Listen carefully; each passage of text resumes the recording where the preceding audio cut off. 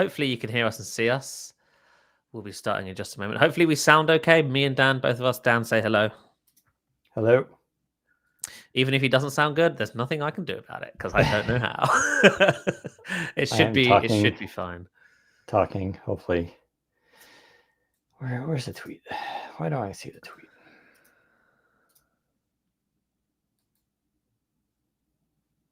Oh, I can mute your mic from here. That's good to know. Actually, yeah, my dogs start barking. Yeah. All right. If you want to retweet the or reskeet,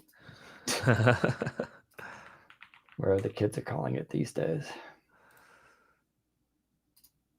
Where's the Windows Central?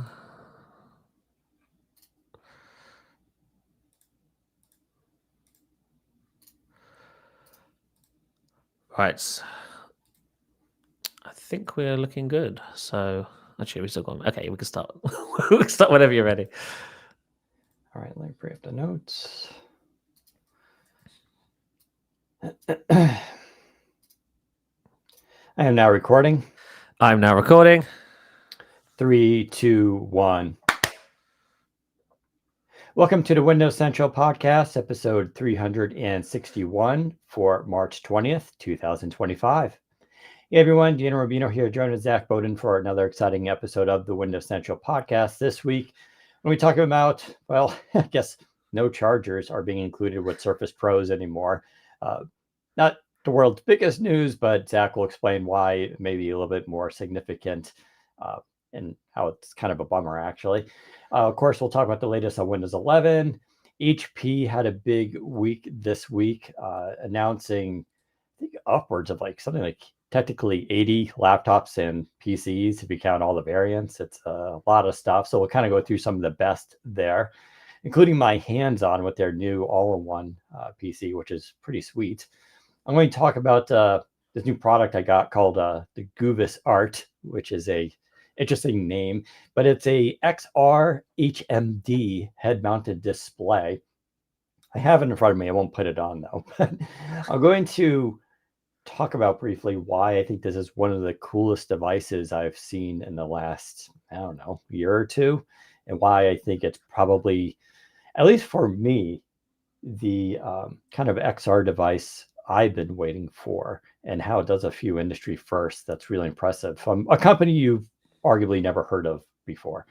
Well, let's talk about Qualcomm. They have finally released beta drivers for its GPUs. We'll talk about what that means. And probably wrap up with this. I just purchased the XP Pen Magic Notepad. Now, it's not a Windows device, but it's an Android one, but it does work with, of course, how I'm going to use it, with OneNote and OneDrive and Copilot and Kindle. And this is going to replace, probably, in theory, my Kindle Scribe. I think it's a really interesting device because it does a few things that we haven't seen before in an Android tablet. So I just kind of want to share that because I still wish Microsoft would have made something like this, but then again, I'm not sure, Microsoft's efforts in hardware. But anyway, we'll get to that a little bit later. Zac, how are you doing on this fine Thursday? I am not too bad. This week, the Windows Central Podcast, the video version, is coming to you slightly differently, given Skype is soon going away. We've been looking for a new home to use, the video side of this podcast. And a very nice viewer by the name of Chris Winger reached out and said, hey, I work for a video streaming platform. I can give you some space there to try out our product and see how you like it. This is a service called Social Live. And as you can tell, you probably didn't even notice a difference. It's actually fantastic. It's super intuitive and straightforward to use.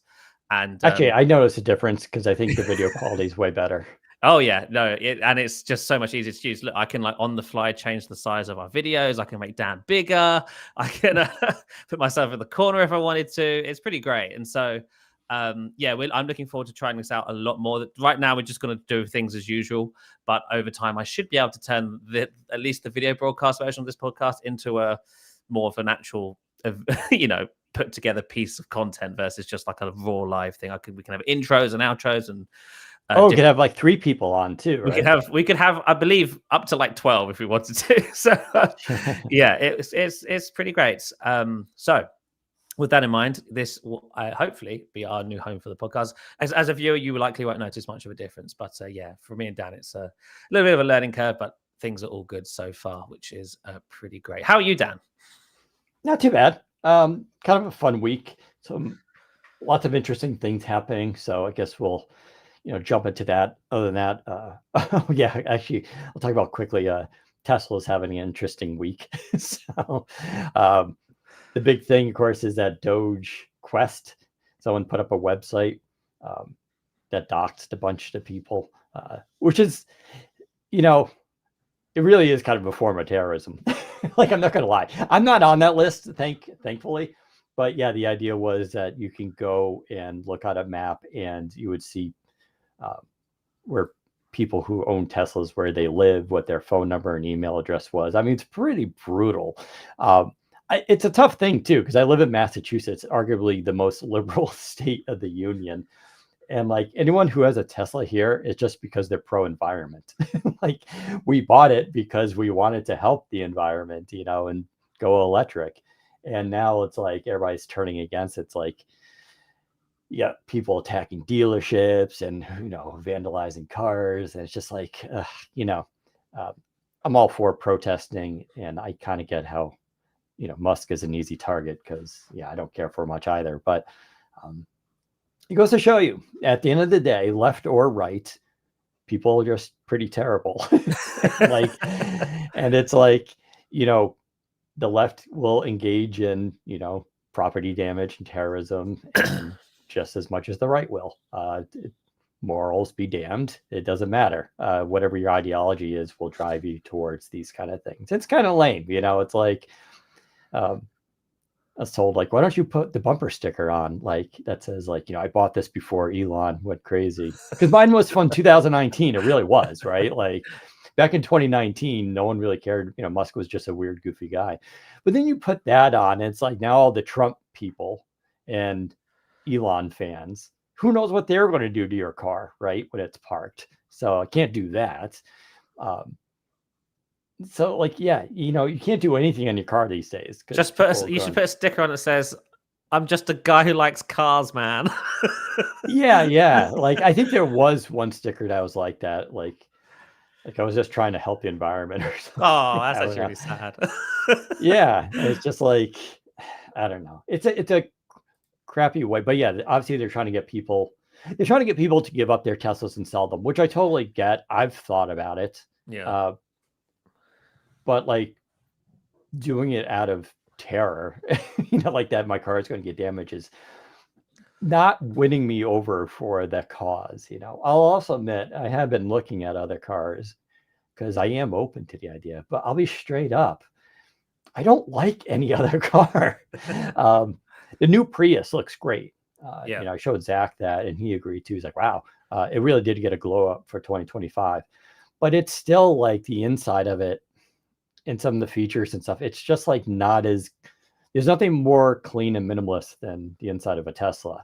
And it's just like, no one else has come close to having that. And it's just like, every time they show an inside, I've been watching all the YouTube videos, every time they show the inside of the cars, I'm just like, ugh, it just looks like the same thing from 5 years ago, 10 years ago. It's just moved around a little bit. So it's frustrating. I will say Polestar is offering $20,000 to Tesla owners to trade in their cars, which is pretty awesome. Wow. That said, Polestar is expensive. So even with that $20,000 on a lease, it still brings it down to $59,000, which is just like, that's also too expensive. But it's been fun watching the stock, at least. So we'll see what happens. Anyway, let's get into the big news here. Let's go with the Surface Pro 11 and what's going on with that. So tell us there. Yeah, so if you are a citizen, a person who lives in an EU-based country or the United Kingdom, because as far as I'm aware, the UK is no longer included in the European Union, you may have noticed if you go and check out a new Surface Pro 11 on the Microstore, you now get the option to include a Surface charger for an additional £80 or €90. This wasn't the case a few months ago. That's a lot. Yeah, for a charger? it's incredibly. Right now, it is technically half price, but they seem to reckon it's going to cost 80 or 90 pounds, which is frankly insane. Yeah, so apparently that price right now on the Microsoft Store is half price. But they want, ideally, if the sale wasn't happening, it would be 80 or 90 pounds or euros, which is a lot of money for especially a proprietary charger. Not just, it's not a universal USB-C charger. It is the Surface Connect charger. So that is a lot of money that will only work on one device. But you can now choose to not include it. Unfortunately, it looks like the price of the Surface Pro hasn't gone down. So if you buy a Surface Pro 11 and say no to the charger, you will still be paying full price for the Surface Pro even when it did include the charger. But now the charger is an additional cost. And the reason for this, Microsoft says, is they're complying with EU initiatives. If you remember the last few years, we've been hearing about USB-C becoming a universal standard. And as part of that directive in the EU, they are, I don't know if they're mandating it, but at the very least, they're telling companies to now give users an option to include a power supply when they buy a phone or a tablet. And so that's what you're seeing on the Microsoft Store now. Because the Surface Pro is a tablet, I know Microsoft likes to call it a laptop. It straight up isn't. It is a tablet in the eyes of the EU. And so Microsoft has to sort of comply here. And so now in the Microsoft Store, when you go to buy a Surface Pro, you will be given the option to buy a charger on top of the tablet, because otherwise it just won't come with one. And for the Pro 11, that's not too bad, because the Pro 11 can be charged with a USB-C cable, and most people have those lying around these days. I'm pretty sure the Surface Pro 11 could even be charged with like a standard 20-watt smartphone brick as well. I mean, it was charged slowly, but it can do it.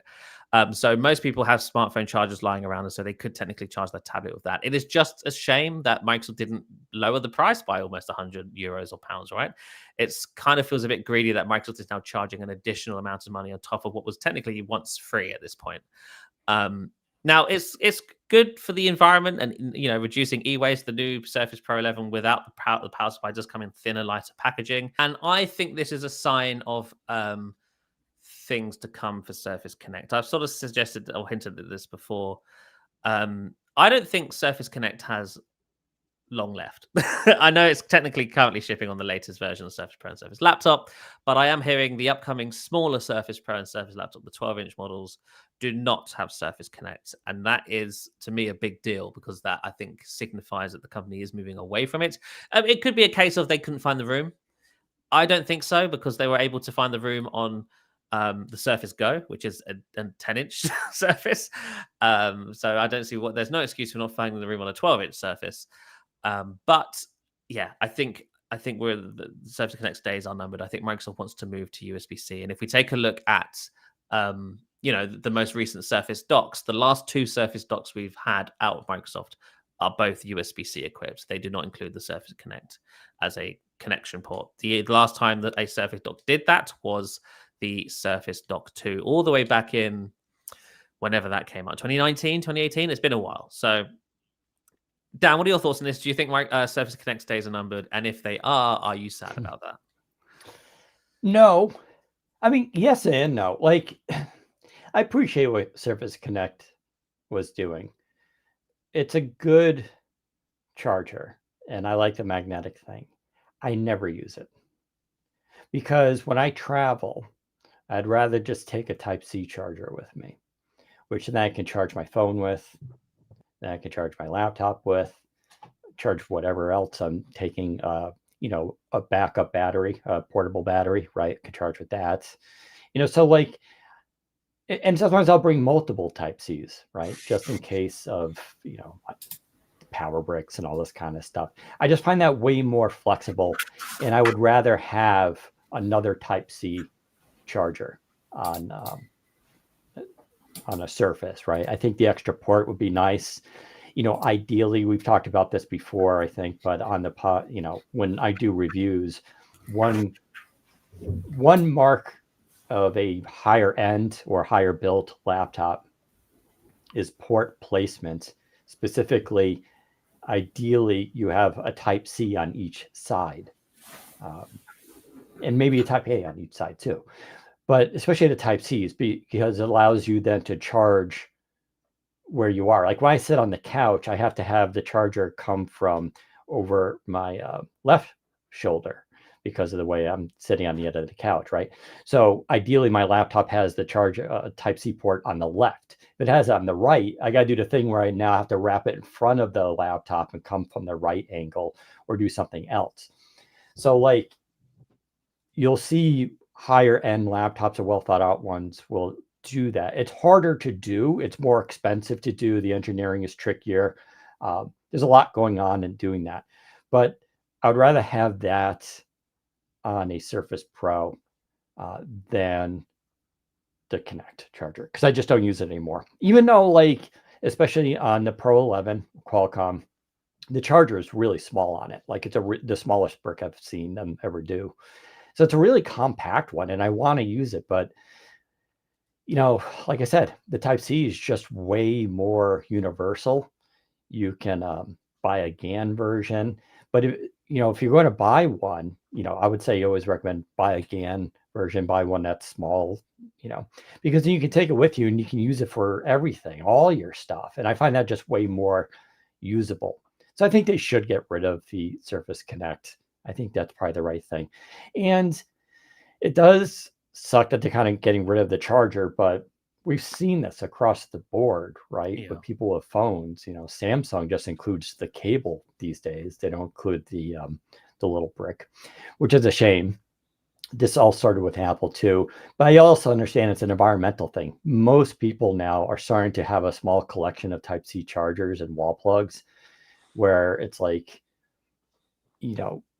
it's just becoming redundant. Yeah, it's nice to have a couple extra, but like if you start just having tons of them, it's just you're going to throw it to the side. And I think people will be better off going out buying the Type-C charger they want with the features they want. But it's better for the environment because it's smaller packaging. Yeah. Even in transport, transporting one phone or one Pro without a charger doesn't seem like it does much. But if you're doing a whole pallet of them, and there's like hundreds of them, that's extra weight, that's extra fuel, right? So a lot of this stuff does matter and add up. So I'm okay with all this. It's a bit of a shame, but they're literally just following the industry at this point. Apple is still shipping their proprietary cable with MacBooks, and that makes me sad because I do like the MagSafe on a MacBook, and Surface Connect was essentially Microsoft's version of that. Even though technically, MagSafe came first, and obviously Apple got rid of that with the USB-C MacBooks. Then Microsoft was doing it for a while, and then obviously Apple brought back MagSafe better than ever. And so if Microsoft does drop Surface Connect, I will be sad that sort of convenient magnetic connection goes away because it has saved me on multiple occasions. I've tripped over my laptop wire more than once in the last year, and this laptop 7 has been fine because the magnetic port allows it to fall out without putting the laptop with it. And this also just makes plugging it in super easy. You don't have to be very precise. You sort of just throw it towards the general area of the charging port, and it just connects. And you can't do that with USB-C. You've got to be more precise. You've got to look for the port, or you've got to feel it out and then plug it in. And yeah, I just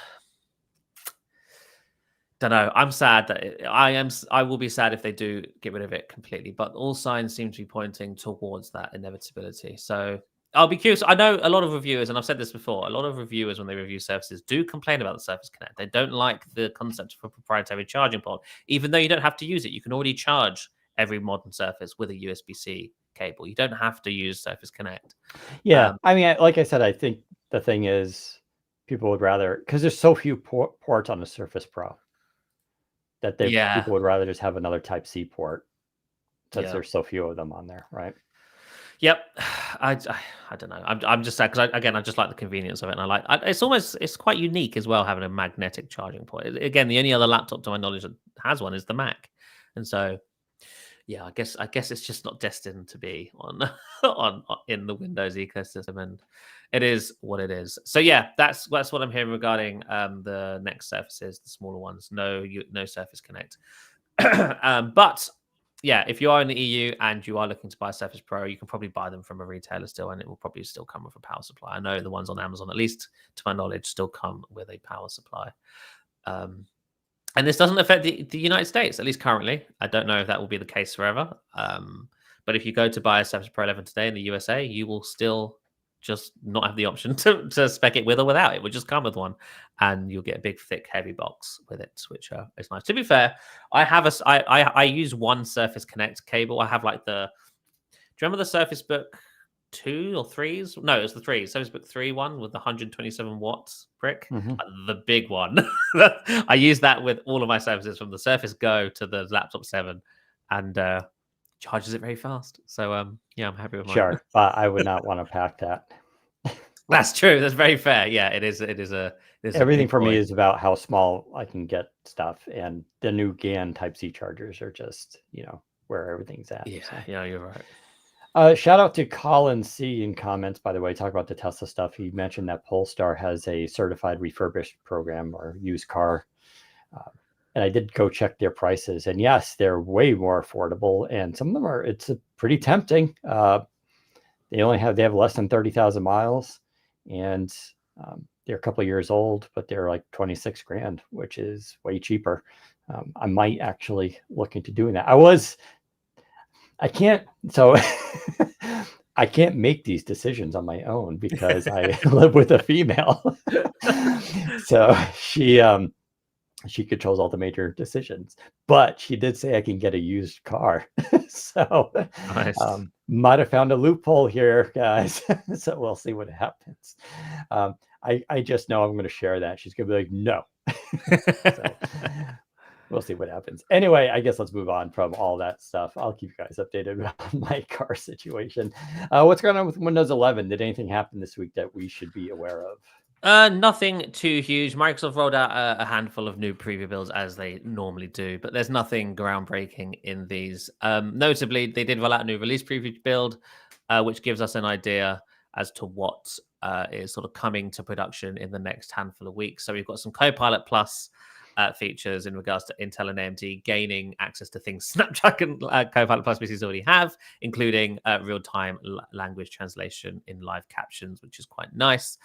Snapdragon PCs will be getting access to a feature that will let you use natural language when using voice access. So currently on non-Copilot Plus PCs, voice access, which is a feature that allows you to control Windows using your voice, is very command heavy, similar to like old school Siri and Google Assistant. It's sort of, if you talk to it like a human, it won't understand what you're saying. But on Snapdragon Plus PCs in the next few weeks, a feature will begin rolling out which will allow you to talk to voice access like a human. So you'll be able to and R and sort of half understand a command, and the AI or the machine learning should ideally understand what you're trying to get at and do it for you, which is kind of cool. We've also got the gamepad keyboard layout finally rolling out. That was a thing that kind of appeared in testing a few weeks ago, but then they pulled it for further internal sort of polishing, and then now it's back, and it appears that they intend to roll it out in the next handful of weeks to production. And for those who don't know, this is essentially the Xbox keyboard. If you've ever typed in like an email or a password using your Xbox controller on an Xbox, that keyboard experience they're sort of bringing to Windows 11, and it should make typing into text fields easier when using either a controller or a gamepad running Windows 11. And this is all sort of part of the whole effort to improve Windows on gaming handhelds. They're finally going to roll out the emoji button on the taskbar. So whenever you go into a text field and you begin typing, a little emoji icon will appear in the system tray. And that's to just alert users that, hey, if you're looking for a more enriched input method, such as emoji or Calmoji or symbols of some kind, you can press this button and find all of that. Obviously, the emoji panel has been part of Windows since Windows 10 days even, but it's not easily discoverable. You have to hit the Windows key and the period button or the full stop, however you want to call it. And that's what brings it up. But Windows never teaches you that. You kind of have to know that that's there. And so this should ideally increase the discoverability of the emoji panel, which I would argue is one of Windows 11's more useful features. And now they're also adding the ability to customize the widgets on the lock screen. So when you currently, if you didn't know, the widgets that appear on the lock screen are not customizable. They are fixed as they are, and you either have them all on or you turn them off, and that's it. They're now adding the ability to actually customize what shows up there. So you can add third-party ones, you can add additional first-party ones, you can add more than 4, you can take them away and only have 1 or 2, or you can turn them off completely, which is kind of nice. So those are sort of the big features that are planning to be rolled out in the next handful of weeks to all Windows 11 users. And yeah, there were some other insider builds this week, but there's nothing in them really. There was a Canary Channel build, but just looking here, and it's just complete snooze fest. So yeah, that's the end of that. I do like the emoji stuff. It's always fun in Windows to have that built in. They've been doing a lot of clever stuff. I'll also mention, I think Copilot was updated a little bit again this week. They seem to have moved the settings, the account button down to the lower left-hand corner Mhm. on the Windows app to make it easier to find, because they've been moving stuff all the way around. And when you click it, it now brings up a sub menu with settings, give feedback, about, sign out. And there's a lot more under settings now. So of course I have to get Copilot for free, like 1 month free. You can delete your account, which is front and center, which is nice of them to do for privacy concerns. Auto start on login, which is kind of a big deal. You can also have it pinned to start, choose your voice mode. Interestingly, I've mentioned this on the socials before, there's now a phone connection setting. So it connects with my S25 Ultra, and there's a toggle for that, so you can turn it off. And what does that enable? yeah, so they have a link. It goes to the page. I shared this with you last night in Telegram. You didn't read it. Sorry. So it says, what can I do with phone connection in Copilot? It says, ask for contacts or message naturally. For example, any new messages today, or what's Frank's contact info, if you have Frank saved to your contacts. Set timers for specific durations. Set alarms through natural language commands. For instance, set a 7 a.m. alarm for tomorrow. Send messages to your contacts. Send a message to Bruce to ask for gift ideas. Locate a place, find a place in your phone's map by asking naturally, such as locate the nearest shopping mall on my phone. Start navigation in the map app. This is what I showed. And this is only Samsung devices. This is why I worked with mine, but you can simply ask Copilot, navigate to the coffee shop using my phone. So I had just asked Copilot, I was curious about going to a city. So I asked Copilot on my desktop, I'm like, how long does it take to get from here? And it kind of gave me the answer, but then it shot it right to my phone automatically. So I turned on my phone and Google Maps was open with all the info all ready to go. And I was like, oh, that's interesting. Never seen that before. There's also cancel a timer or alarm supported by select Samsung devices. You can also ask Copilot to help cancel timers, alarms with simple queries, blah, blah, blah. So I tried some of this last night. It wasn't completely working, at least for like the check messages. So some of that could be kind of rolling out still, but that's kind of a cool thing. There was also something else. I thought there was another setting somewhere else, but yeah, maybe I'm missing it. Under privacy. Oh yeah, under privacy, there's now model training on text, so you can turn that on and off. So that is, they're using your text and or voice for training their models, so you have control over either. There's also now a personalization toggle, which allows Copilot to use your chats, Bing, and MSN activity and any inferred interest for personalized experiences, and then they will learn more, which kind of goes on to explain that. And that's kind of cool, actually, because like I'm into that. I realize some people aren't, so you can turn that off if you don't want it. But I do use MSN News a lot and all that. And I'm, for me, the ideal for this stuff is it becomes more of an assistant. So the more info it knows about me, the better the info that it'll serve up, especially kind of where this stuff is going. So I thought that was kind of cool. But it's clear Copilot is definitely getting, they're starting to add back features. And I love the desktop app. I think it looks really, really nice. And I use the mobile app all the time. So yeah. On the subject of apps, another thing I should probably mention is Notepad is getting an AI summarize feature. They announced this last week, and it actually looks really nice. The screenshot they show you obviously highlighting text in Notepad. You can right click, summarize, and it'll bring up a nice AI generated shorter version of the text you've highlighted, which it looks really nice. The screenshot they're using, the text rendering, the font rendering in this screenshot looks amazing. Windows doesn't render fonts like this in real life, but yeah, looks nice. And this is the sort of thing I've been waiting for with this new era AI, like these sort of nice quality of life improvements, just within different apps and areas of the system that enhance your experience versus like being a thing you go to and request a thing. I like the idea of just clicking on something and having the app know what to do with that. And if you highlight text in Notepad and it says, "Hey, would you like to summarize this?" Yes, I would. Damn, done. And it's really nice. Yeah, I have this in my Notepad. So if you're on release preview, there's a good chance you'll get it. So yeah, it looks really cool. In Notepad, there's two things now. There's where you have the settings, the cog on the right side. To the left of that is now my photo from my Microsoft account, which is kind of neat. And you can sign out from Notepad, which is so wild. And to the left of that is Copilot, and it says preview. It has a little down caret. And when I hit that, it has rewrite, make shorter, make longer, change tone. And when I click change tone, there's formal, casual, inspirational, and humor. And then there's change format, paragraph, list, business, academic, marketing, and poetry. That's really powerful to have a Notepad, actually, all that. And, I liked WordPad. I was a big WordPad user for many years. I thought it was a nice hybrid between Notepad and Microsoft Word.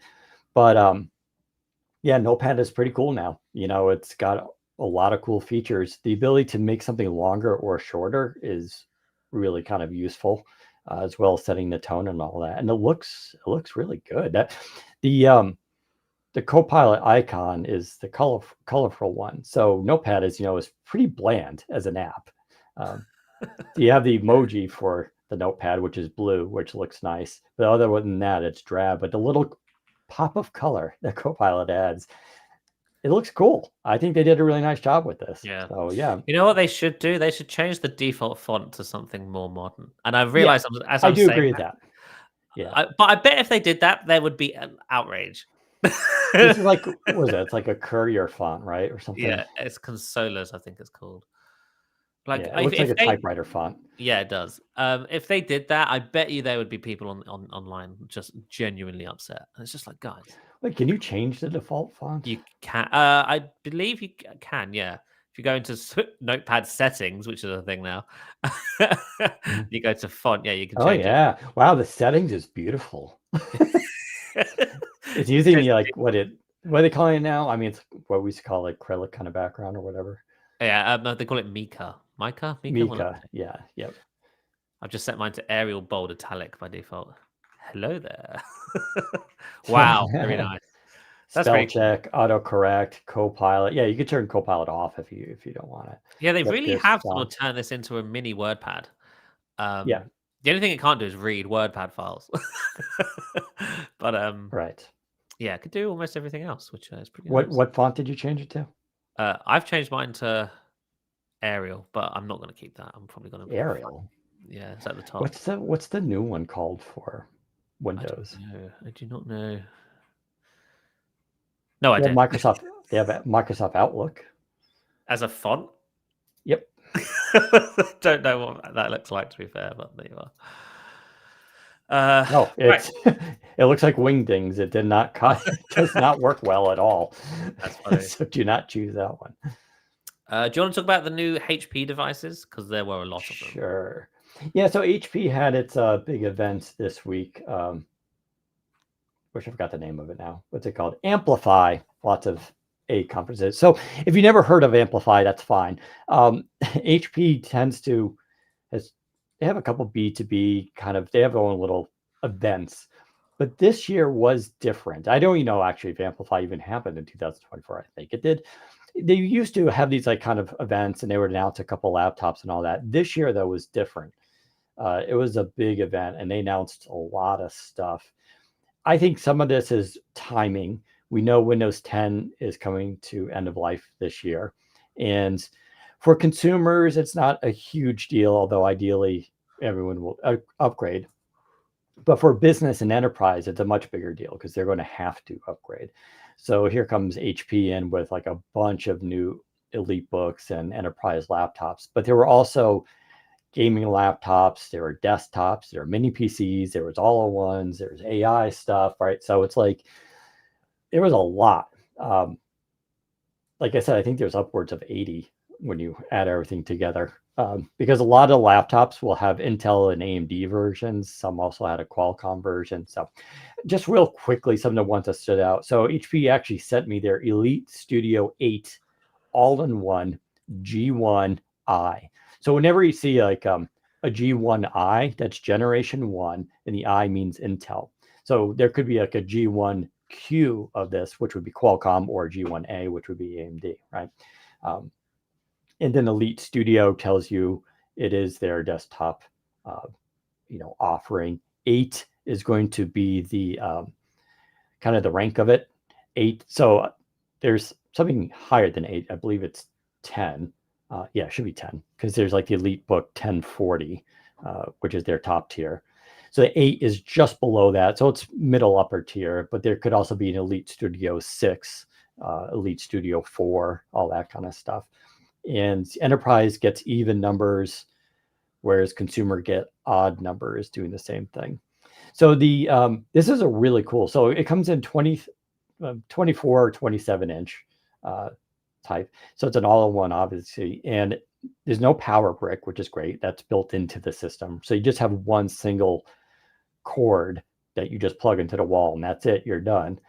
The highlights of this. The display is interesting. It has a 75 hertz display.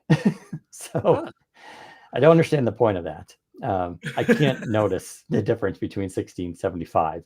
We do appreciate higher refresh rates, but that's a little weird. But it's probably just because of the panels that they sourced. But it's a little bit smoother, right? It's going to be a little bit smoother, especially for video and video calls. I would say this is primarily, being an Elite Studio, it is technically business enterprise stuff, right? But this is really aimed at people with a home office or work in an office, who do a lot of video calls, because it has their pop-up camera, which is a really good camera. The quality is pretty solid on it, which has Windows Hello IR as well as human presence detection. So you can leave this thing open, and when you walk away from the computer, it'll auto lock. And then when you come back in front of it, even if it's an hour later and the display is off, it'll sense your presence, wake the display up, use Windows Hello, and log you in without ever touching it. Also, there's a security feature. So if you're working on it and someone comes up and is like lurking behind you, it'll sense a person is behind you. And you can even have it immediately blur the display and put an alert on saying that like someone's looking over your shoulder, which is pretty funny. The big kind of thing with this is one of the first all-in-ones to have a built-in KVM switch, which basically means, so the big complaint of Surface Studio was you couldn't use it as a dummy display, right? So you couldn't come up with your laptop and plug it in and use it as a display. Some people would have been just happy with that. So HP has some all-in-ones that did that. This is a step further, though. The KVM switch means if you went up with your laptop and plugged it in with a Type-C to it, and the KVM comes on, it means everything on your laptop, so the CPU, the RAM, and the hard drive will all now be used on the all-in-one. But you get access to everything else on the all-in-one, the keyboard, the mouse, the camera, and the display. So it's almost like if you took your laptop and put it into the all-in-one, and it became the brains of the computer. So the benefit of this is if someone comes up, if you have a shared workspace and they plugged in their laptop, they could sit in front and just immediately start using the keyboard and mouse without using the keyboard and mouse on the laptop. So you can just like put the laptop completely behind and out of the way. And you can use the camera here and all that kind of stuff. So it's not extending the display, it's becoming this computer. So that's why KVM switches are so cool. And we've never seen it before in an all-in-one. So that's kind of the thing here. Not everybody needs that, but it's a really cool feature if you want to work on your laptop, but in a full setting like this, which I could definitely see the value in it. The processors on this are Core i5, 7, or 9. They're Core Ultra, obviously. And you can get up to NVIDIA RTX.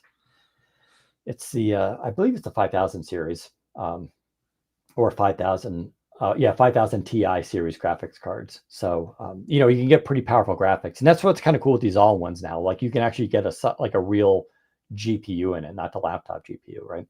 And have a pretty solid processor. It has upgradable RAM and storage that's user accessible, a ton of ports on the back. They put some ports on the bottom too, including the headphone jack. So the headphone jack is like right in the middle on the bottom, which is right where you would want it if you need to plug in headphones, right? You don't want to reach behind the damn thing. So it's just a really cool design. The other thing is this has a new articulating stand to it, which they've never used before. That reminds me of the Surface Studio, actually, because it locks into place as a normal PC, but then you can just grab the sides and bring it down and have the bottom of the display touch your desk, basically, and it'll be at an angle. This is good for people who work at a standing desk or at a kiosk and want to have not the display blocking their view, right? Because you can have it down and now you can like look down on it. It's also an anti-reflective, anti-glare display, which is really nice.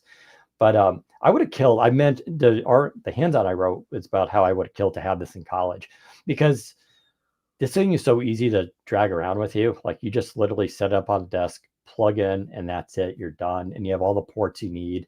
The keyboard obviously is wireless, as is the mouse, which are included. And the keyboard for this is kind of cool because you can control the display brightness right on the keyboard. You can lock it. You can do all sorts of cool stuff.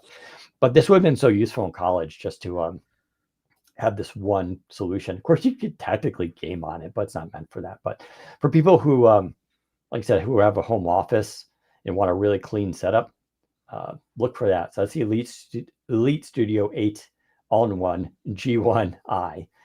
Coming out in spring, no pricing on any of this or specific release dates. We're just hearing spring.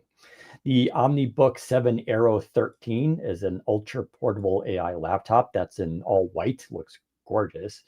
So that one is coming out. That's AMD Ryzen AI 7 350 CPU, which is really cool. So you get to 50 NPU, which is kind of 50 tops NPU, which is like on the high end, of course. Plenty of ports there. That looks like a really cool one. Their Aero series has always been really nice. HP Elite Desk 8 Mini G1A. So they're G1A, this is going to be AMD, of course. It's a mini little PC that's meant for people working in AI and stuff like that. So Ryzen AI 300 series APU. The new OmniBook X Flip 14 2-in-1. So now we're in the OmniBook range. Again, another nice solid offering if you want a 2-in-1 kind of laptop. HP Omen 17. This is actually a big, obviously big gaming laptop with an RTX 57 GPU, and it's AMD Ryzen AI 9. So you're going to get some, a nice powerful NPU on this. The display is a QHD resolution, 240 hertz refresh, all the bells and whistles. There's a lot more that HP announced that were kind of a big deal stuff on the podcast. So, that does it for the HP stuff. I don't really have much more to say. We will be getting reviews of this stuff in the coming weeks. We're actually going to be getting their new EliteBook Intel version.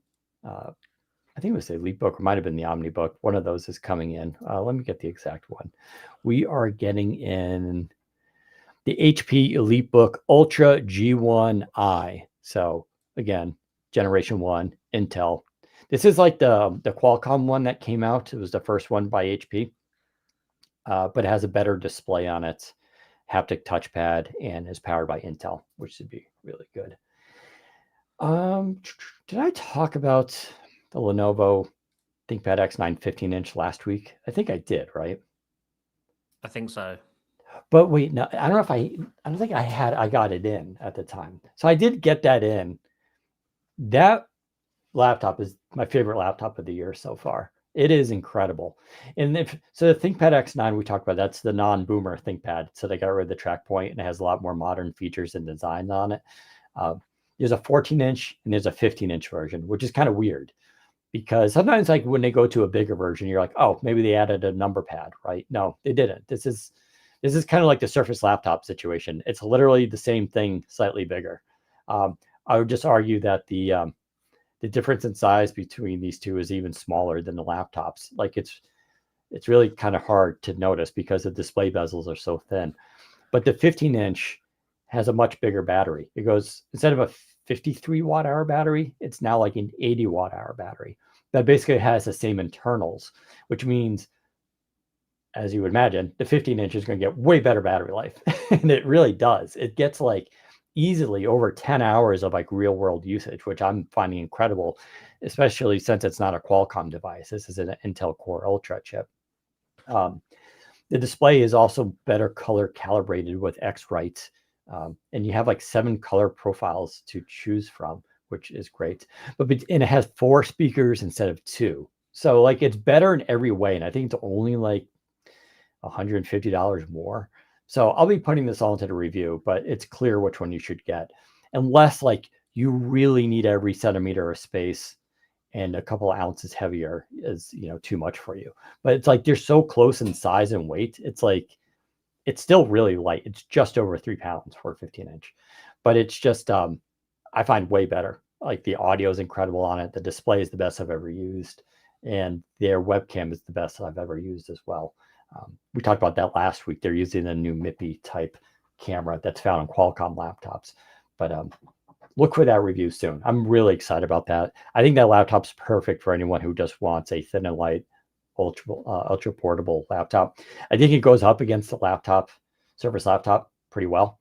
It does and has some advantages there. So we'll be covering that. Did HP announce any Snapdragon laptops or devices? Yes. In fact, I did highlight one. There is the now I got to think of let's see if I can remembering these names is yeah, they announced like 20 plus things, so like I don't blame you for not remembering the name of all of them. Yeah, so here it is, the EliteBook 6 G1Q. So let's break that down again. EliteBook is going to be their business line. 6 tells you that this is definitely mid-range now, right? Because you have 6, 8, and then 10. And then you have like Ultra, I think, above that, right? So this is really meant for your mass adoption in a workforce. These are the ones that, company would buy 100 of these. Mm-hmm. G1 is the first generation, and Q tells you it's Qualcomm. You can get this with a Qualcomm Snapdragon X, X Plus, or X Elite. So they're offering all of those, which is kind of cool. Of course, it has optional 5G, which is really nice as well. I actually said I'm actually really interested in testing this laptop. It's not fancy, right? So I know a lot of people are like, like the one I was just talking about is super fancy, right? This is not that. But if you just use like Office, OneDrive, Slack, Teams, and you're on the road a lot and need battery life, this is going to be your laptop. And also that you don't want to spend a lot of money on, right? It's got a ton of ports on it. It's got 2A, 2Cs, HDMI plus headphone jack. But what I really like about it is I'm a huge fan of HP's EliteBook redesigns that they've done. I gave the 1040 G11. I said it's one of the best business laptops currently. Although they got to refresh it with a new processor because it's Intel Core Ultra Gen 1. They got to put a Gen 2 in there. But their new designs are really nice. They're still this silver-ish color, but now it's almost, some of them are like a silver white that's anti-fingerprint. And it really makes a big difference. Like it really does not pick up fingerprints. They also rounded all the edges on this thing. And I'm a big fan of that. I don't like sharp edges on laptops, especially near the palm rest. Because the way I will use a laptop, it just digs into my palms and it's just not comfortable. But this thing, since they rounded all the edges, it just feels pillowy, soft, and it's just really nice to handle. But again, no pricing and availability on this one. It also has a full Ethernet port on it, which is crazy. So it's a really flexible device for people on the road and all that kind of stuff that isn't going to be super expensive.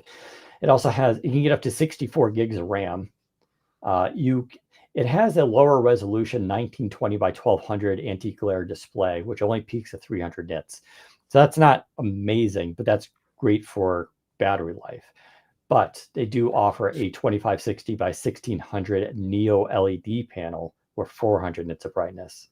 So that's going to be the better one, right? That you may want to get up to 64 gigs of RAM, and you get HP's 5 megapixel IR camera, and they're pretty good with their webcams. And this will, since it's Qualcomm based, it'll be a better webcam than usually the Intel ones, although those are starting to catch up.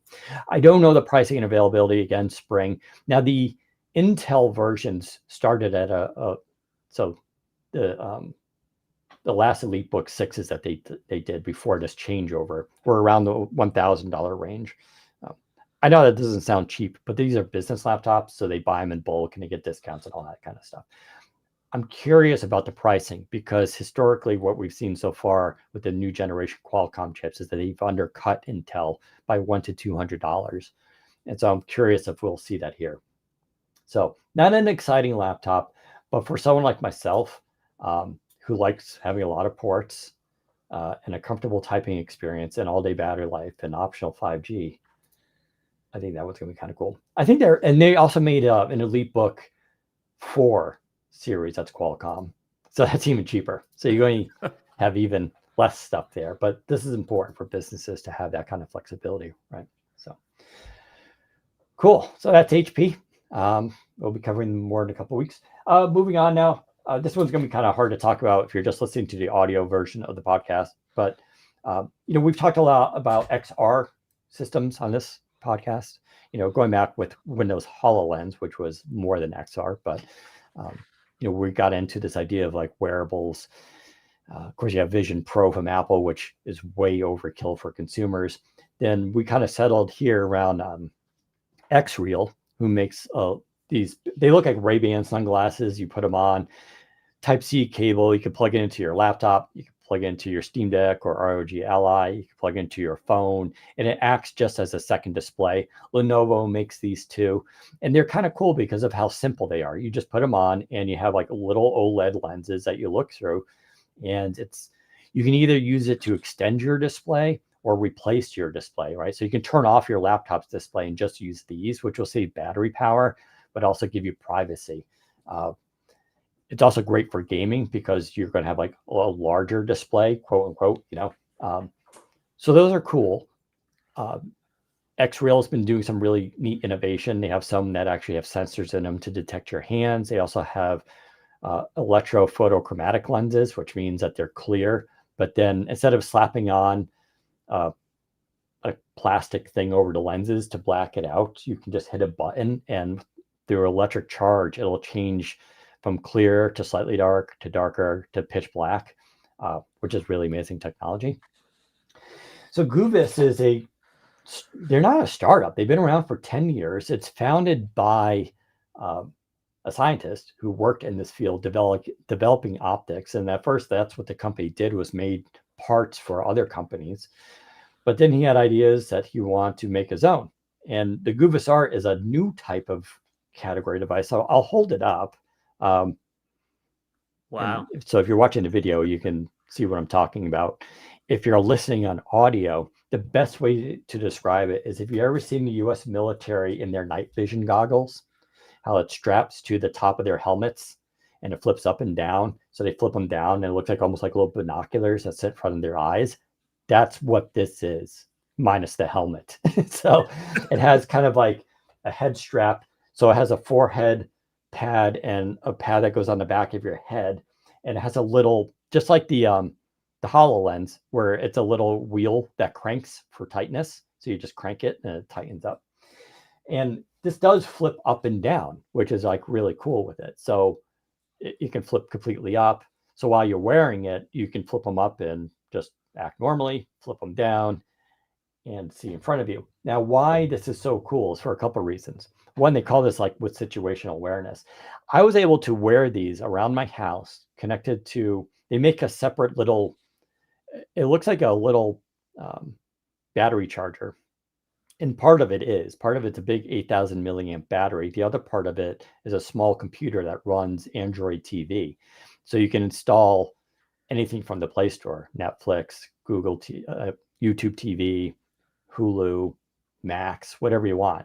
Put it on there, and it has Wi-Fi and Bluetooth, and you can just stream stuff. So I was walking around my house with that in my pocket because it's small enough to fit in your pocket and connect it up. And I was watching TV, but I could walk around my house, go up and down the stairs, and I could still, because I could still see stuff out the side of my eyes, right? This doesn't completely block off your vision, far from it. If you're wearing these, you can be totally see out of your sides and have peripheral vision. And part of that's because you have about a 20 millimeter distance between your eye and the actual lens, which is huge. And that's a second advantage. You can just wear these with glasses on, which no one else does. So Nice. right now, the issue is if you get X-Reels and you wear prescription glasses, it comes with these little dummy lenses that you bring to your eye doctor, and they can turn them into prescription lenses. But it costs me like $150 to do that, right? And then you take those and then you click them in, and then you put it on, and there you go. Now it's in focus. But you could just wear your glasses and put these on, and you have plenty of space between that. So it's a twofold thing you get there. But if you don't want to do that, this is the other advantage. I've never seen this before. This is a industry first. They built in the diopters into it, in the IPD thing. So what I'm talking about, IPD is interpupillary distance, basically the distance between your pupils. Everybody has a different one. Basically, it's how the lenses line up with your eyes, right? So to do that here, each lens, you can just grab them and they just slide in and out, and that's it. And you adjust it to your eyes and lines it up. And then the diopters are these, I'll show you, it's kind of hard to see, but you can see these little dials on the side, these little tiny dials with little grips on them, and you just grab them and click them. And as you're wearing it, it's like when you're at the eye doctor, you click them and it just brings everything to focus, and one for each eye. And it worked brilliantly because I put it on, and everything was a little fuzzy, and I'm like, click, click, click, click. I'm like, perfect. The PPI is insane on this. It's like 4,700 something. It's good. It's so good. I was able, when I plug it into my PC, I had no problem reading, seeing fonts. There was no blurriness on the edges. The edges of the display were completely sharp. These are OLED lenses too, of course. So I remember Jez was talking about he brought his Legion Go with him on vacation and X-Reel glasses, and that was going to be his setup as an experiment, which is kind of cool. But he said that the X-Reels, the resolution and the PPI just wasn't high enough, that it was difficult to read the text. It was a little bit blurry and all that kind of stuff. No such issue with these, though. Like these I can actually use for, typing. And when I was talking to the CEO last night, he was talking about when he was on the airplane, he forgot his glasses. So it was difficult for him to see on his laptop the display, but he just put these on. And since it's a bigger display, the way you're looking at it, and you can control the focus and stuff, he was able to see perfectly clear. So, why would you want to use these, right? So obviously you can plug them into a Steam Deck, ROG Ally, and you're going to get, I'm saying in quotes, bigger display, because to you, it'll turn out to be like a 110-foot display. So it's like a big TV in front of you, right? So you can use it for that.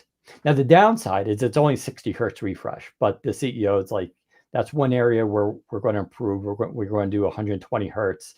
And they also want to improve the field of view, how big the image can get. But you can use it for gaming. You can use it, like I said, plug it into a laptop where you can use it as a secondary display or your primary one, which is great if you're working on an airplane and you want to work in privacy. You can do that. You can also watch movies that way if you want to.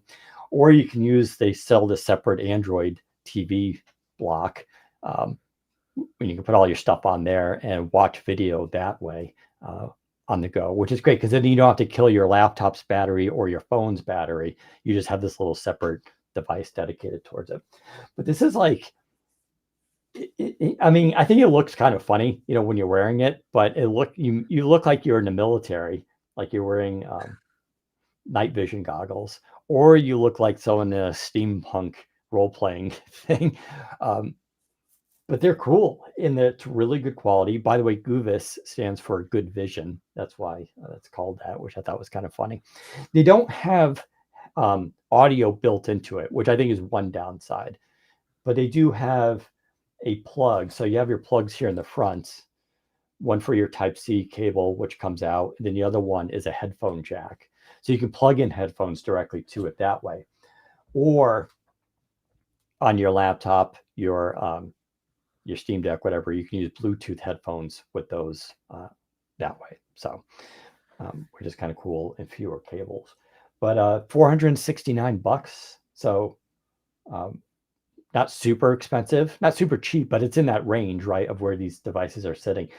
But for me, this is kind of game changing on this. Like, I really like wearing these. They're super comfortable. It's easy to put on. The ability to focus the lenses on the fly or wear glasses is incredible. Being able to see stuff around you and interact with people while wearing these is great. And the quality of it is really, really good. It's some of the best I've seen, and they want to do even more with it. So it's Goovis. I'll be putting a review up on the site. They're a smaller company. They're not as known in the Western markets. That's why they're hoping I get the word out in other sites too. But in this case, they totally deserve it. I always give credit to companies who kind of think outside the box, right? It's like, okay, if you look at Lenovo's XR kind of glasses and you look at XReal, they're very similar. The XReal ones are better. They have a little bit better hardware in them, but they basically look exactly the same. Although the new ones that are coming out from Lenovo look like aviator glasses. They're a little bit more interesting, but it's the same concept. They're like sunglasses you put on with the Type-C cable. But, seeing this design, no one's done this design before. And I like the ability to flip it up. Like, I don't know, for people who want to do work with this stuff, this makes way more sense. Like, you could wear this for hours, but you could also switch between things without a problem, right? Where if you're wearing like a Vision Pro, not only is it like 1.5 pounds on your head, but now if you want to go answer your phone or do something like that, it's like, it becomes a real pain. This, you have no issues with it. So I think it's cool. I don't know. Zach, what do you think about this stuff? Like, do you like that design? Yeah, I think it looks great. It's quite utilitarian in design, I think, Yeah. which isn't necessarily a bad thing. But yeah, if you held those up next to a Apple Vision Pro or whatever, it would be Right. like a night and day difference. But yeah, no, I do like the design. I do like the concept. I think they are pretty cool. Yeah. I'm gonna be using it for gaming and a bunch of other stuff. I'll also use it for when I travel. I have to go to New York next week, so I'll be using it down there. But yeah, if you don't mind looking a little dorky in public, but I feel like if you wore these in public, people would be more. I don't think they would necessarily think you look like a dork. I think they would think you were doing something very high tech. Yeah, Like, who's that guy? Like, is that some? Because it looks like secret military it technology. does. And if you were wearing camo, you would look like you were on a mission. Yes. Like, Yeah. that's he's working for the government. That guy, leave him alone. Yeah, he's special ops. He's special ops. It does look like special ops hardware, right? Yeah. So, like, I think that's kind of that's a cooler look than wearing Ray-Bans with a Type-C cable coming off of you, right? Which that looks like consumer. Oh, okay, he's wearing one of those kind of glasses. This looks like more sophisticated technology. But they want to do other stuff. They want to have the ability to attach a camera to it, like in the front, and then you would be able to live stream and see through the lens what you're live streaming and interact with your audience without having to pick up your phone and do stuff. So they have like a lot of ideas around this. And I was like, okay, that's kind of clever too, right? It would be the world's first like true like ability to capture what you're seeing, but also interacting with people on your stream. I think that was kind of a neat idea too. So, but yeah, we'll cover more of that in the coming weeks as well. So, okay. Oh, at Qualcomm releases beta drivers. So Yeah. when Qualcomm announced the Snapdragon X, specifically the Snapdragon X Elite, they mentioned how they were going to have monthly drivers for the GPU. And the idea there was to be almost like what NVIDIA does. NVIDIA once a month releases driver updates for obviously to fix things and improve things, but it's also to support new games. So if you know this, if you have an NVIDIA card, you'll get an update and they'll have a bullet point list and it's like new games supported, right? And as soon as like a big game drops, they drop their driver too to support it, right? So Qualcomm's doing the same thing and literally for gaming. Right now it's for the X Elite chips, but they finally set up the site. It's a little pain. You gotta register and all this kind of stuff. Although you gotta do the same thing with NVIDIA. But yeah, you can get the driver, and they have the same thing now. They have a list of all the latest games that are supported. They went back and optimized some other games, which Yeah, is kind of cool. I've got the list here. So they've added Okay, games yeah. like Power World, World War Z, City Skylines 2, which is a great game by the way. Tiny Glaze, Satisfactory, Core Keeper, Gensing Impact, Jags Alliance, Helldivers 2, Kingdom Come Deliverance 2, and they've also the graphics driver also increases game performance in Left 4 Dead 2, Assassin's Creed Valhalla, Horizon Zero Dawn, The Sims 4, and Borderlands 3. And then there's also a bunch of app stability and performance improvements as well, which I love to see. Things like fixing crashes in Adobe Lightroom and improving performance in Adobe Photoshop. That's the exact sort of thing I want to see in a changelog for graphics driver update. Mhm. So super cool to see that they're making improvements there as well. It feels like,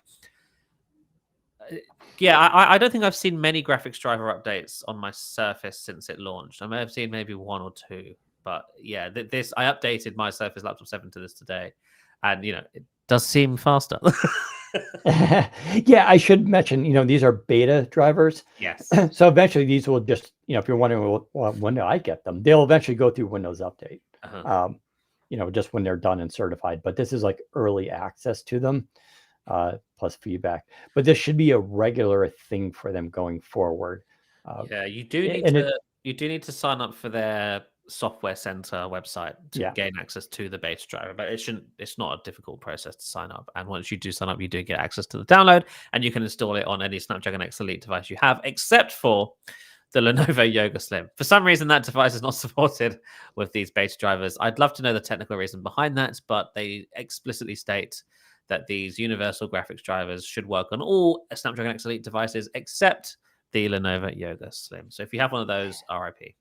And people have been asking like why only the X Elite. I don't know if they'll do the other ones. They may, but the X Elite.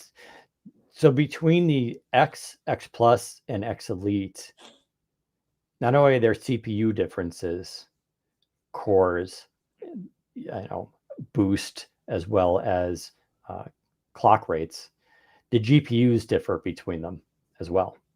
And so that's another area. So the X Elite, as you would expect, and I think even within the X Elite series, there are different tiers for the GPUs, but those are the most powerful ones, right?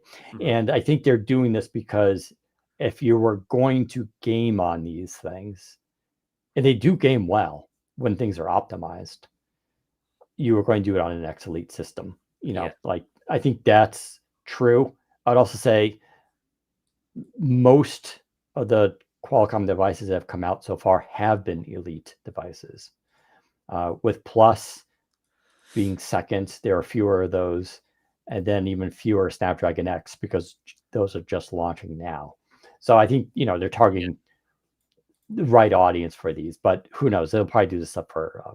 And I imagine the stability and the bug fixes and performance improvements will come to X Plus and X as well. Just maybe not via beta drivers. I think they're focused. They're the same GPU. It's Yeah. just clocked differently and some different memory and stuff like that. And I'm guessing just the beta drivers are just for like enthusiasts who they're assuming will mostly be X Elite users, and X Plus and X users will get these fixes and improvements through Windows Update when they're generally available. But it's supposed to, this is Qualcomm's commitment to not only improving these devices, but specifically around gaming. And, like we said, like these things can really do good at gaming when the game is optimized for it. And Qualcomm knows that, and they know that's a weak spot, but they're working hard on it. And I think this is a big step for them to fixing that. So I'm pretty excited about it. Good stuff. Yeah, I'll put out my Surface Pro when I get a chance. I haven't used my Pro now in a couple of weeks just because these new Lenovo and Asus laptops I've got are really good. So it's been hard to jump between them. Final thing I want to quickly talk about is the XP Pen Magic Notepad. I literally just heard about this today. I think it just launched today. But if you go on YouTube, there are already a few reviews from it. This isn't a Windows thing per se, but it does tie a little bit into Microsoft, since OneNote, OneDrive, and Copilot are the things I want to use on this. So here's my problem. I have the Amazon Kindle Scribe Gen 1. I love it. I think it's one of my most used and favorite devices I have because I read a lot on there with Kindle. And I also love the note-taking capabilities when I go to events. I just love the feel of it. To me, it's just cool. I love e-ink. I think it's great. Amazing battery life. It's just a really cool device and I love it. I've been so tempted to get the Gen 2, even though there's barely anything new with it. But sometimes when you just like a product so much, you're just like, I don't care. I just want the newer version, right? But it's not perfect, and there are limitations. For one, you're locked into the Kindle system, and Amazon controversially just did a thing where you can't save your Kindle books anymore. So if you got in before the deadline, you could download and back up all your books. You can still transfer to it. You just can't take things off your Kindle thing, which is probably because there are third-party softwares that can take the encryption off of Kindle, the Kindle format. And then if you could do that, you could switch to another device like Remarkable and read the book on there, right? Because like right now, one reason I don't switch to Remarkable is because I do have a lot of Kindle books. And that's a problem because Remarkable doesn't support it.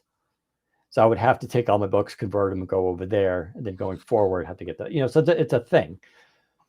So why is this device interesting? So this is an Android device. It's an Android tablet. It's about the size of the Scribe.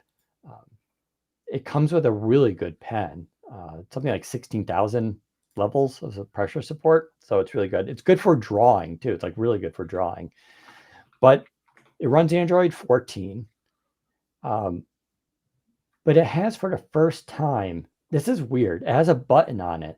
And when you click it, it goes from full color Android tablet with a 90 hertz refresh, by the way. So it's really good, for that. But it switches to like a simulated color e-ink look to it. And you hit it, and if you do one more, you can go to straight e-ink on it. Now it's not real e-ink. It just looks like e-ink. So how much battery life you save on it, it's not going to compare to a true e-ink device, but it looks just like it. It's also TUV certified, so low blue light and no eye strain and all that kind of stuff. So the reason I want this, and I did order it, is because you can run any Android app on that, which means I can run my Kindle app on it, which means I get all my Kindle books, right? So I can do that. But I can also now run, and it comes with its own note-taking apps, including one that's a third-party service, but you get it free for life with the device, which is kind of nice. But I can install OneNote on this, of course, and just use OneNote, back up to OneDrive. And of course, the note-taking app that they supply also allows you to back up to OneDrive. These things are kind of important to me, right? I want that interoperability. But I can also use Copilot on that. And I tell you, I use Copilot all the time. So if I'm reading a book, I would love the idea of like me being able to just quickly open Copilot and get a question, and multitask on it. Right now, I'll have to take out my phone, put down my Kindle, go on my phone, go on Copilot, look it up. Okay, not the end of the world, right? But I do this a lot. It would be cooler just to have it all on one device. And so for me, that's the thinking here. Plus, I can, of course, run Microsoft Office with my Word documents. I can bring those up, right? But I'll be able to even install Samsung apps on there, right, that I have for my Android phones. So I get all the benefit of that ecosystem and being able to do that while still getting all my Kindle books. And it looks like e-ink. And the color e-ink is great too for those who read comics on there, right? Because it really kind of gives you that feel to it. But if you don't like that, you can just run it full color, full 90 hertz and all that kind of jazz. And so I like that flexibility. I think that looks really neat. And so that's why I ordered it. I don't know. I think it's kind of like the best of both worlds. I do wish Microsoft had a device like this. I know when the Scribe first came out, I wrote an article talking about how I wish Microsoft had basically a device like this that was built around OneNote and all its Office stuff, right? Could you imagine if they had like a physical device that was an extension of Office 365 and had all their services built in, e-ink, it was built by the Surface team. They literally could have called it Surface Scribe, Surface Note. This stuff would have been priced, $300 to $500 range, depending on storage and all that kind of stuff. But it comes up like, I wish they had done that. They're not going to do that, you know. So this is the next best thing for me that offers the best of both worlds. It's way more flexible than my Kindle Scribe, but gives me the same kind of experience with it. I don't know. What do you think about all this kind of stuff? I think it's interesting, and I think it's interesting that you wish Microsoft had made one. I think Andromeda was technically supposed to be like a pocketable version. Do you remember the rumors originally were like, yeah, a foldable like dual screen phone that is designed around ink, and the home page is OneNote, and you ink into it, and it syncs across the devices. Right. Like that was the whole vision, and that was never happened, but they almost got there, which would have been nice to see. On the subject of weird devices, I do want to quickly mention this Huawei device that was just announced today as well. The Huawei Pura X. I did not know this was in the oven. I didn't see any What rumors is this? about I it. don't know about it. This is a 6.3-inch 16 by 10 smartphone, which they've just announced. It is the most interesting looking phone I've seen in a while. So it looks basically, if you take a Galaxy Flip or a Motorola Razr and you look at it, open head on, and you made it a bit wider, just maybe half an inch or wider. That is what the Huawei Pure X is. So the aspect ratio is what's unique about it. It's a much wider phone when it's open, and it looks really interesting. Like I wish I could buy this. Fortunately, I mean I could import it. I'm not going to. It's China only. It costs around $1,000, and it was And you announced. can't run Android on it. Yeah. And you can't run Android on it. Yeah, that's the big thing. It is running Harmony OS, which is Huawei's actual built from the ground up custom OS, which they have been forced to build because of all of the sanctions from the US telling them that they're not technically allowed to use things like Android anymore. And so they've completely ridden themselves of reliance on any American technology. And so, yeah, they're using custom, probably some Huawei chip on the inside or Kirin or some kind. This probably won't be useful outside of China, and who knows what kind of app support it's going to get. It might be okay for the home market it's built for, but I reckon globally it's probably going to struggle. But yeah, if this device ran Android and was made by somebody who isn't Huawei, I'd be buying one right now. Yeah. I've always mentioned I think it's sad that we don't get more Huawei. Huawei has always done incredible stuff. Yeah, you can accuse them of copying and all that, whatever. But whatever. That's just nature of technology, and the Chinese are pretty good at it. Granted, they might have done it because a lot of the factories that build their competitor stuff, they could figure out how things are made. So it's like, I mean, hey, it's what happens when you take all your manufacturing and throw it into China. It's like, well, what are they going to do with all that? They spent the last 20 years of catching up to the West when it comes to technology. There's actually a good analysis. I saw by someone in the CIA who was like, for the last 20 years, the United States was caught up in Afghanistan and Iraq and fighting these global battles and terrorism and all this kind of stuff and spending billions of dollars and upgrading all its internal security. And China had none of that. They didn't have to do any of it. So they focused all on building up their internal infrastructure and technology base. And that's where they sank all their billions of dollars. And it's paying off, right? Huawei is one of those companies. And they've always had cool phones and neat ideas. And this is what's neat about this is one of the complaints is the foldables, the tall ones, like the Fold 6 and all that, they don't really turn into tablets. They turn to a tablet kind of form factor, but this actually kind of gives you what an iPad mini almost looks like, right?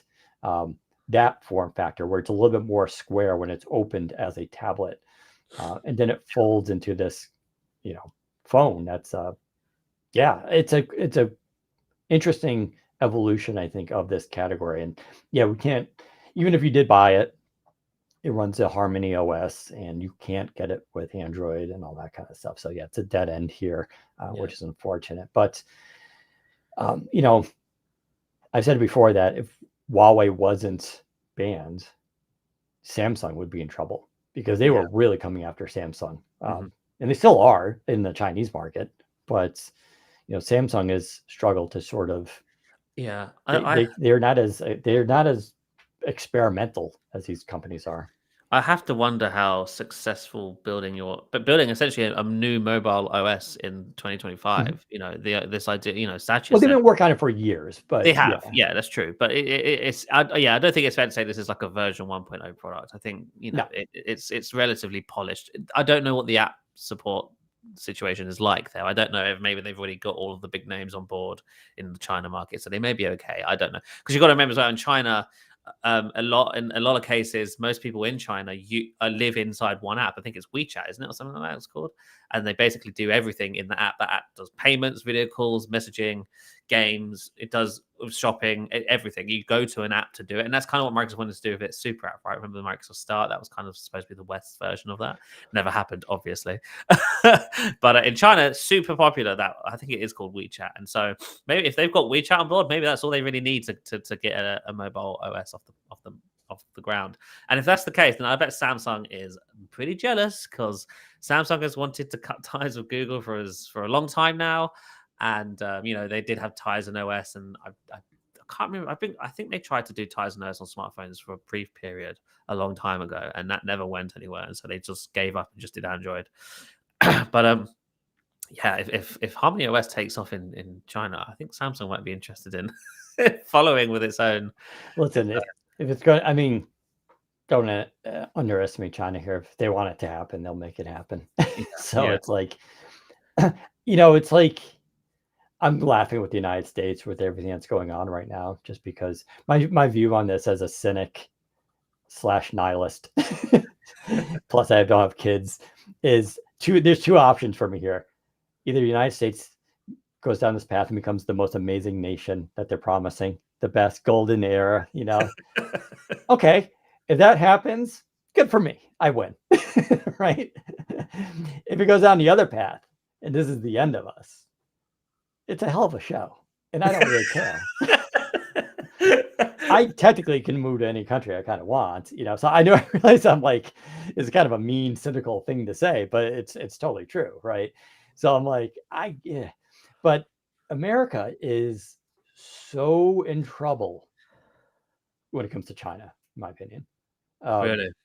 They're getting so far ahead, and not just where they are with technology today, but it's their kids, the schooling. Yeah. They're raising a whole generation of engineers and scientists that are going to crush the education system here in the United States, where, yeah, people here are taking like all sorts of humanities courses and weird psychology this and social that, and absolutely useless technology, like education, right? I mean, I did political science, but like the idea, and that there was some science in there, but at least I was going to go to like law school with that, right? But of course, I ended up going to brain science and language, but that's a totally different thing. But at least I was going to the sciences because like the physical sciences, at least you can do like real research and stuff. But like in the United States, like people aren't doing that. Like people aren't doing the engineering. Like if you want, going to STEM right now, like becoming an engineer, is electrical engineer, whatever, industrial, like that's the future. Like that's where you're going to get to work. But like if you go work at Huawei, and so they also work on deploying the 5G across their country. They have so much 5G, they were putting it in like rice paddies, like in farms. And the farmers, these like regular kind of peasant farmers, are using 5G networks and technology to improve their farming. And it's like, I'm talking like way out in the boonies away from the cities. But the people that go work at Huawei, even if your job isn't to install 5G, you're trained in how to install 5G. You go through it's basically a boot camp, and they're put out to the field and they learn how to do all this stuff. And then they have to work their way up the chain into different positions and stuff like that. But it's because it's so that everyone, you don't have that in the United States, right? Right. Yeah, there's like the guy I was talking to last night, again, coming out of Asia. He was a scientist who worked on all this stuff, built optics, and then just started his own company to do it.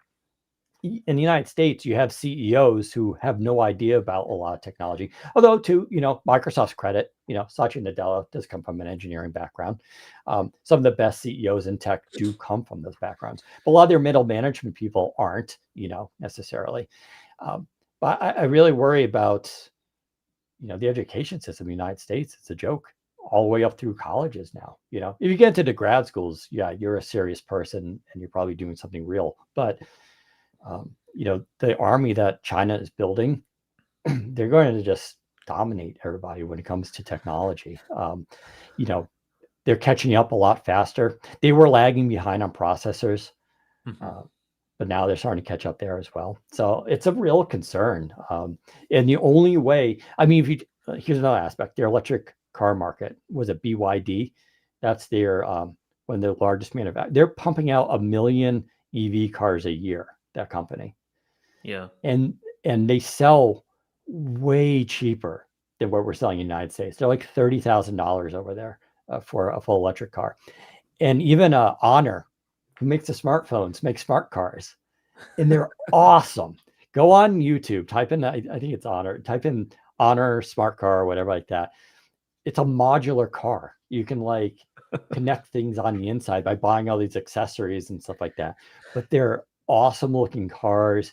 They just announced yesterday in the EV market, the company came out with a new charging system that solves the problem. It can get you 300 miles in your car in 5 minutes through a charge. Wow. That's insane. Like, there's nothing like that right now in the United States. And we're barely getting our infrastructure done, right? Like, the only reason, like, if we allowed Chinese EVs to be sold in the United States, it'd be game over for U.S. car industry, the auto industry. It's the only reason why we don't allow it, is because we know they would absolutely crush us. Like, it's true. And I think that's kind of true with Huawei, I'll be honest. I know there was this concern like, oh, Huawei, they're going to be spying on us. A lot of it was about their networking technology, not their phones. Yeah. In the UK has a program where you submit hardware, they take apart the hardware and they look for these backdoors and all that kind of stuff. And Huawei was doing that.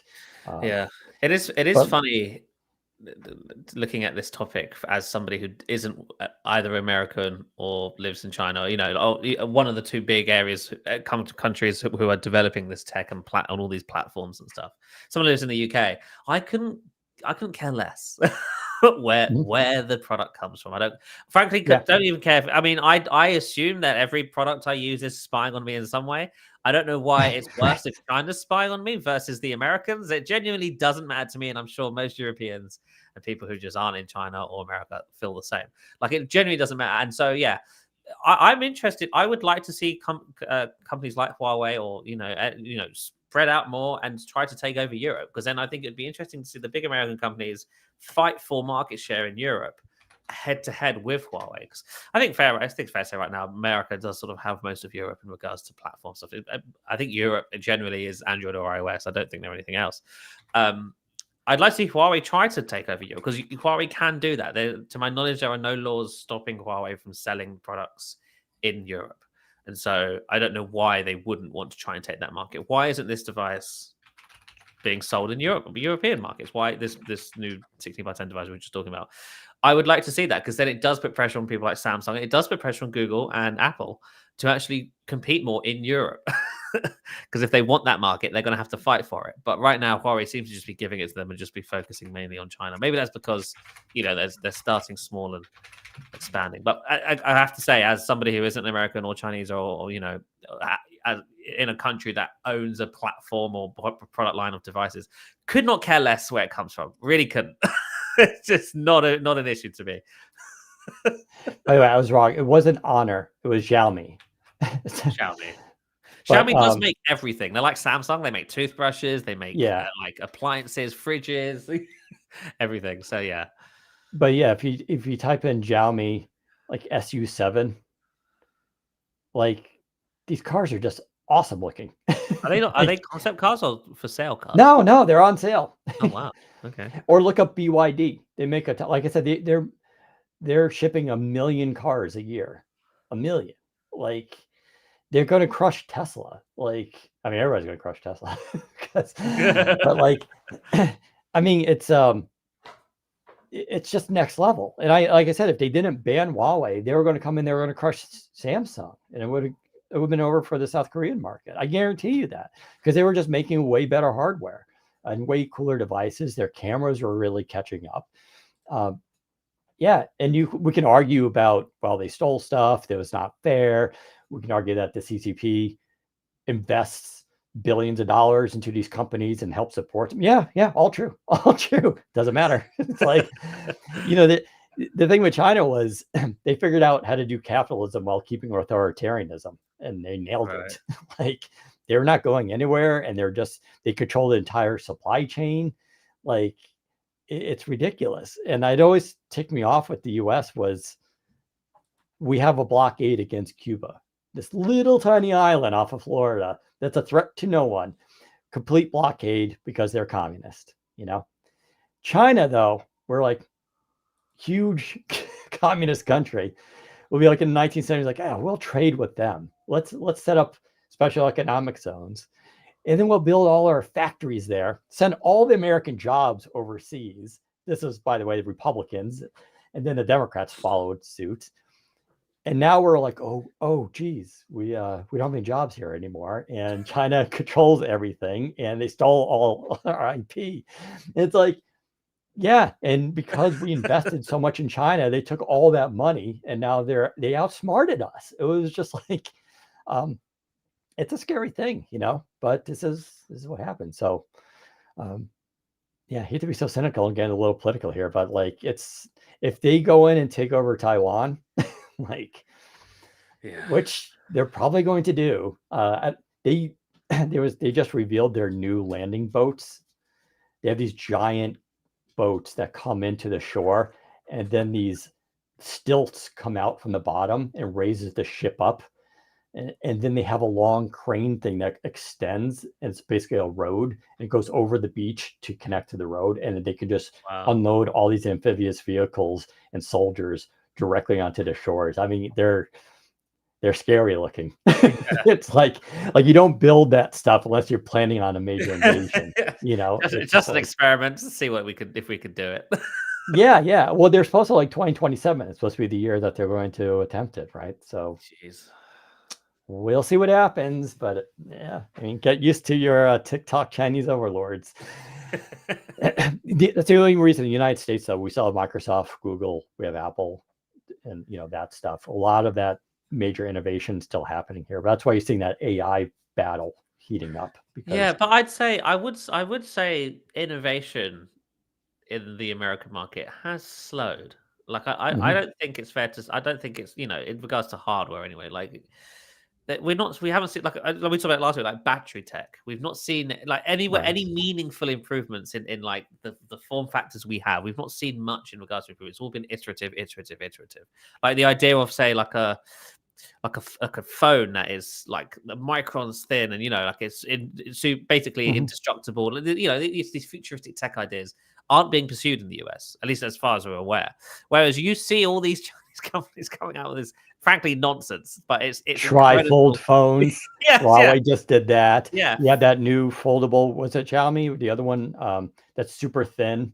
Yeah, Honor? No, Oppo. Yeah, the Oppo behind N5, Oppo, I think it's called. Yeah. There's innovation going on there, and we're not seeing that in the US market. If I'm perfectly honest, like, that's my opinion, but it's just iterative stuff. It's like, Apple's rumored to be coming out with a foldable in 2027. Like, come on, guys. This is a 7-year-old market. What are we doing? What says Apple is they're a prestige brand in China. So it's considered very vogue and in fashion and higher class to have an Apple device. Not unlike the United States, but it's effective there. But that's the only thing that kind of keeps Apple going, So anywho, I say we wrap up the podcast there. Hopefully people found that interesting. If not, apologies. But we'll be back next week. We'll do some Q&A with the audience now if they do have questions. Otherwise, you can follow me on the socials. That's Blue Sky, Twitter, and Threads. Daniel Rubino, something. You can just look me up. I'll be there. Ask me questions. I'm happy to answer there. Also, Zach is also there. Zac Bowden. Same deal as always. Other than that, you can catch us on our YouTube channel. Watch the replay there. Thanks for tuning in, and we'll talk to you next time. Take care, everyone. Cool. So yeah, if you have any questions, now's the time to put them in the chat. We'll hang around for a few minutes and do our best to answer them.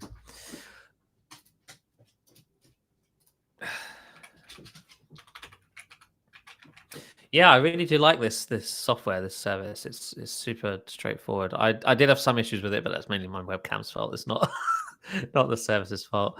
So next week should be a smoother endeavor once I replace my webcam. Guys, a little while. The dogs have decided to unionize and want to go for a W. I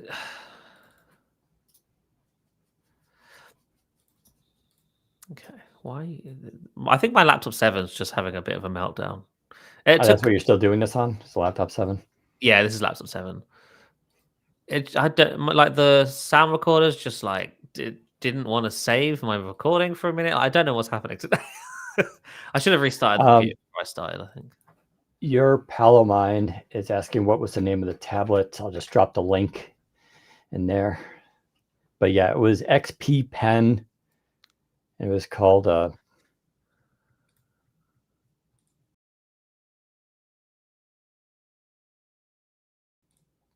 if you order now, like you get $50 off. It's like an early sale kind of thing because it just went on sale. And it ships with the pen and a case and the charger all in the box, which is pretty nice too. So Is this a new day and time for the podcast? No, the podcast is always live every Thursday at 2 p.m. Eastern. It's just currently, since the US decided to change its clocks ahead of everybody else, the rest of the world is now an hour earlier. So it's still 2 p.m. in the States. So to look up what that is in your time conversion, and that's what time we're starting on for the next few weeks until the rest of the world's clocks go forward. They're going forward, aren't they? Yes. Are they going forward? yeah, spring forward. Yep. Matt says, thanks for the tablet. You just ordered one. So Oh wow, nice. yeah, I'm excited about it. Like I said, if you go on YouTube, there are rates of early reviews of it. People are speaking pretty highly of it. The company's been around for a while. They make a bunch of tablets. A lot of people who kind of professionally, semi-professionally draw like to use them. So With the recent leadership change at Microsoft in the EVP Office of Strategy and Transformation, Kathleen Hogan taking the role, do you see Microsoft having a new mission statement to reflect it? No, I don't think so. I think this is a very minor change that won't have much of an impact outside of the company. This is more internal stuff that will affect how people work day to day and who they who oversees them and this, that, and the other. I don't think it's.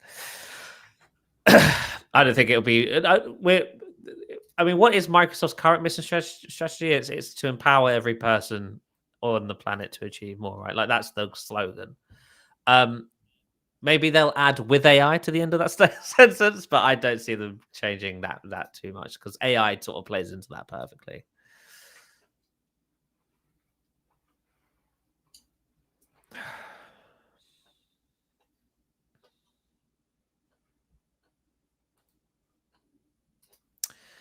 So yes, if you do have questions, please do put them in the chat. If there are no questions, the show will be over. I'm excited. Tonight is Severance finale night. yeah, I gotta catch up. We only watched the first 2 episodes. So damn. Oh yeah, you've got a lot to go through. I've been watching a lot of UFO shows lately at night. So, right before bed, Yeah.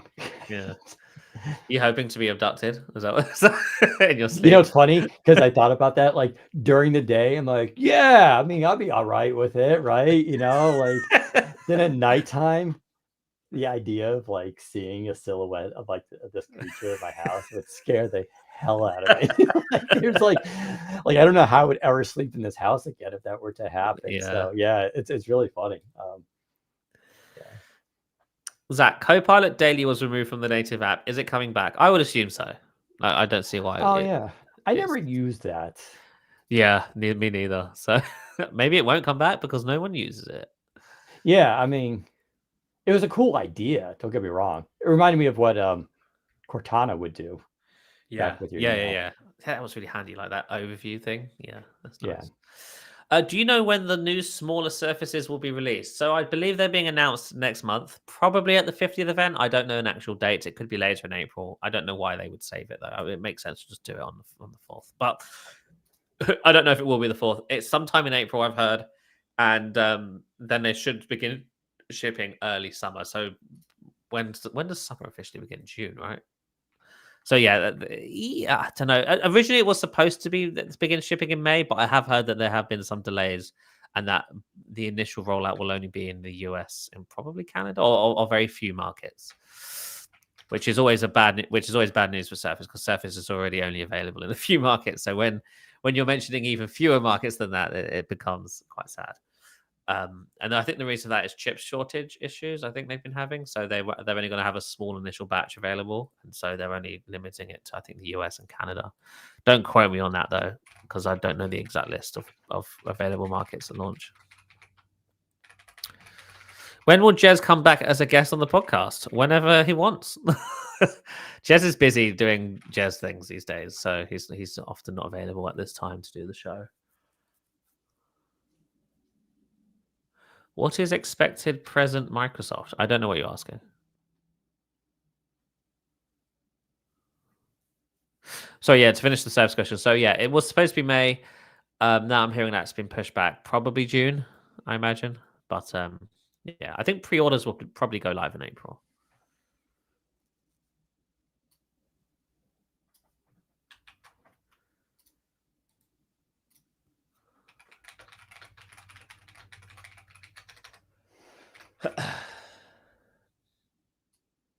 All right, final call for questions. If there are none left, we will be heading off.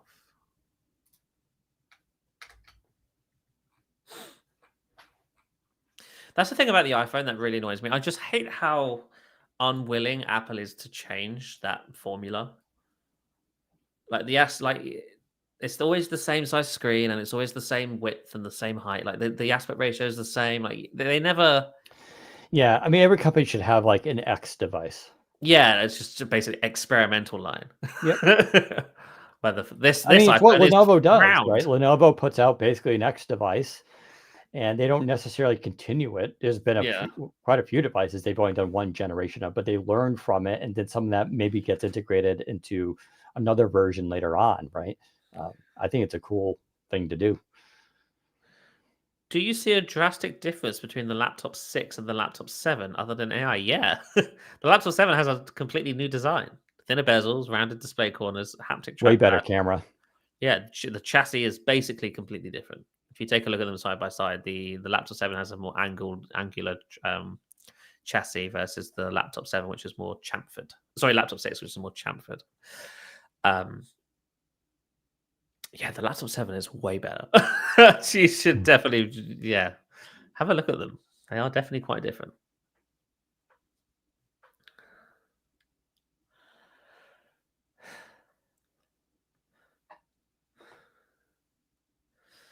All right, we're probably going to call it there. Thank you, everybody, for tuning in. We'll be back next Thursday. Follow us on the socials. We'll keep you updated when we go live. But until then, we'll see you next time. Bye-bye.